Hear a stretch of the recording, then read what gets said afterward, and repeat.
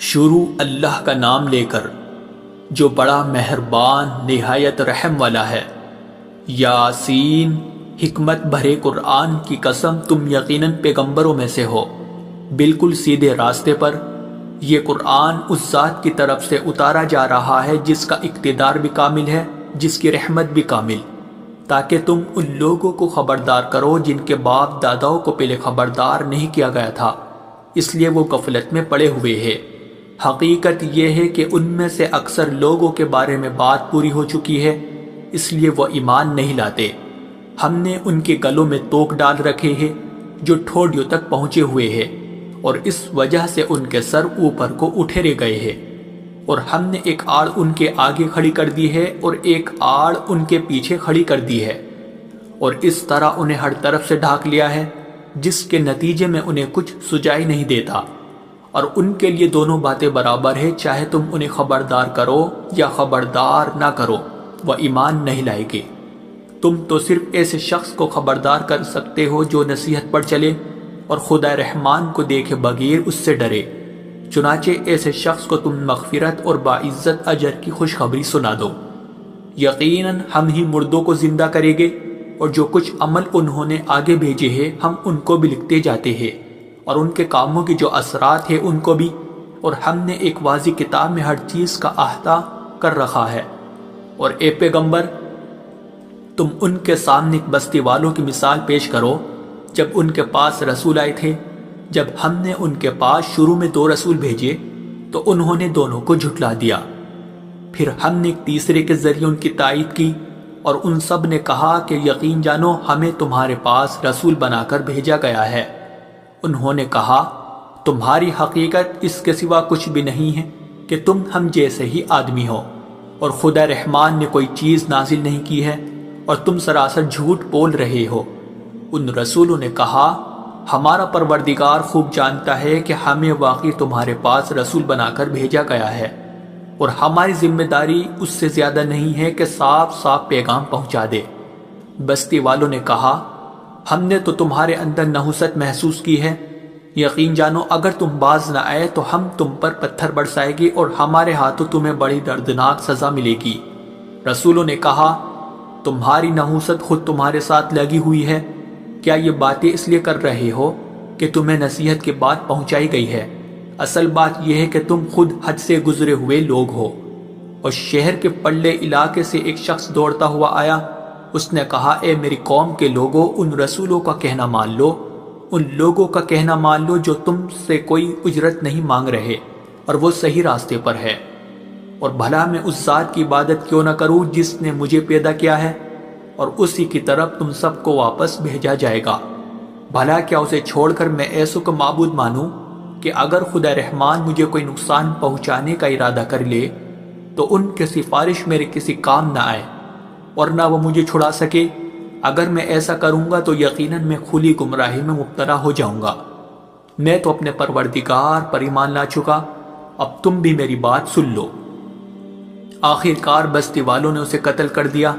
اور اللہ کی طرف سے اس سے کہا گیا کہ جنت میں داخل ہو جاؤ۔ اس نے جنت کی نعمتیں دیکھ کر کہا کہ کاش میری قوم کو معلوم ہو جائے کہ اللہ نے کس طرح میری بخشش کی ہے اور مجھے باعزت لوگوں میں شامل کیا ہے۔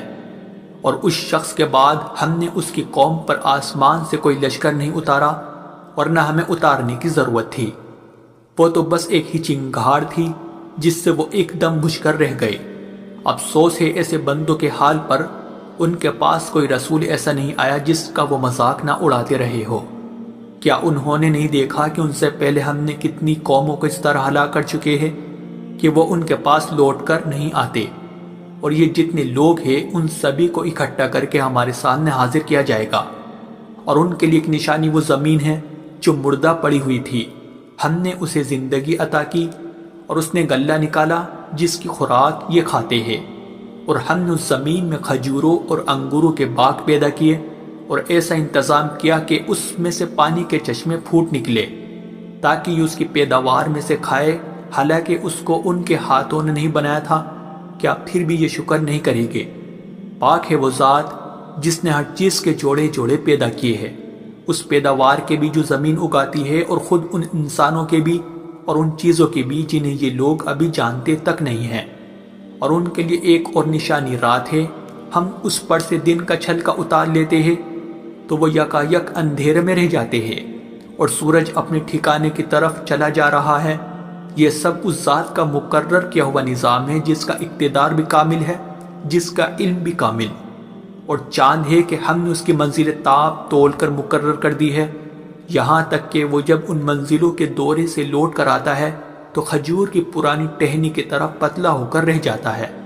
نہ تو سورج کی مجال ہے کہ وہ چاند کو جا پکڑے اور نہ رات دن سے آگے نکل سکتی ہے،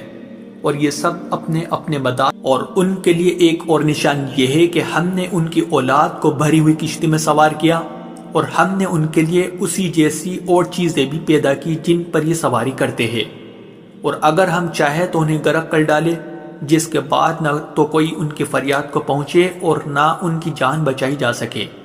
لیکن یہ سب ہماری طرف سے ایک رحمت ہے اور ایک معین وقت تک زندگی کا مزہ اٹھانے کا موقع ہے جو انہیں دیا جا رہا ہے۔ اور جب ان سے کہا جاتا ہے کہ بچو اس عذاب سے جو تمہارے سامنے ہے اور جو تمہارے مرنے کے بعد آئے گا تاکہ تم پر رحم کیا جائے، تو وہ ذرا کان نہیں دھرتے، اور ان کے پروردگار کی نشانیوں میں سے کوئی نشانی ایسی نہیں آتی جس سے وہ منہ نہ موڑ لیتے ہو۔ اور جب ان سے کہا جاتا ہے کہ اللہ نے تمہیں جو رزق دیا ہے اس میں سے غریبوں پر بھی خرچ کرو، تو یہ کافر لوگ مسلمانوں سے کہتے ہیں کہ کیا ہم ان لوگوں کو کھانا کھلائے جنہیں اگر اللہ چاہتا تو خود کھلا دیتا؟ مسلمانوں، تمہاری حقیقت اس کے سوا کچھ بھی نہیں کہ تم کھلی گمراہی میں پڑے ہوئے ہو، اور کہتے ہیں کہ یہ قیامت کا وعدہ کب پورا ہوگا؟ مسلمانوں بتاؤ اگر تم سچے ہو۔ دراصل یہ لوگ بس ایک چنگاڑ کا انتظار کر رہے ہیں جو ان کی اجت بازی کے عین درمیان انہیں آ پکڑے گی، پھر نہ یہ کوئی وصیت کر سکے گے اور نہ اپنے گھر والوں کے پاس لوٹ کر جا سکے گے، اور سور پھونکا جائے گا تو یکایک اپنی قبروں سے نکل کر اپنے پروردگار کی طرف تیزی سے روانہ ہو جائے گے۔ کہے گے کہ ہائے ہماری کم بختی، ہمیں کس نے ہمارے مرکز سے اٹھا کھڑا کیا ہے؟ جواب ملے گا کہ یہ وہی چیز ہے جس کا خدا رحمان نے وعدہ کیا تھا اور پیغمبروں نے سچی بات کہی تھی، اور کچھ نہیں، بس ایک زور کی آواز ہوگی جس کے بعد یہ سب کے سب ہمارے سامنے حاضر کر دیے جائیں گے۔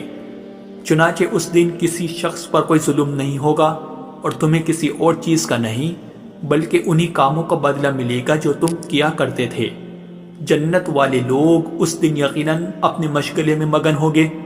اور وہ ان کی بیویاں گھنے سایوں میں آرام دانشتوں پر ٹیک لگائے ہوئے ہوگے۔ وہاں ان کے لیے میوے ہوگے اور انہیں ہر وہ چیز ملے گی جو وہ منگوائے گے۔ رحمت والے پروردگار کی طرف سے انہیں سلام کہا جائے گا، اور کافروں سے کہا جائے گا کہ اے مجرموں، آج تم مومنوں سے الگ ہو جاؤ۔ اے آدم کے بیٹو، کیا میں نے تمہیں یہ تاکید نہیں کر دی تھی کہ تم شیطان کی عبادت نہ کرنا، وہ تمہارا کھلا دشمن ہے، اور یہ کہ تم میری عبادت کرنا، یہی سیدھا راستہ ہے۔ اور حقیقت یہ ہے کہ شیطان نے تم میں سے ایک بڑی خلقت کو گمراہ کر ڈالا، تو کیا تم سمجھتے نہیں تھے؟ یہ ہے وہ جہنم جس سے تمہیں ڈرایا جاتا تھا، آج اس میں داخل ہو جاؤ کیونکہ تم کفر کیا کرتے تھے۔ آج کے دن ہم ان کے منہ پر مہر لگا دیں گے، اور ان کے ہاتھ ہم سے بات کریں گے، اور ان کے پاؤں گواہی دیں گے کہ وہ کیا کمائی کیا کرتے تھے۔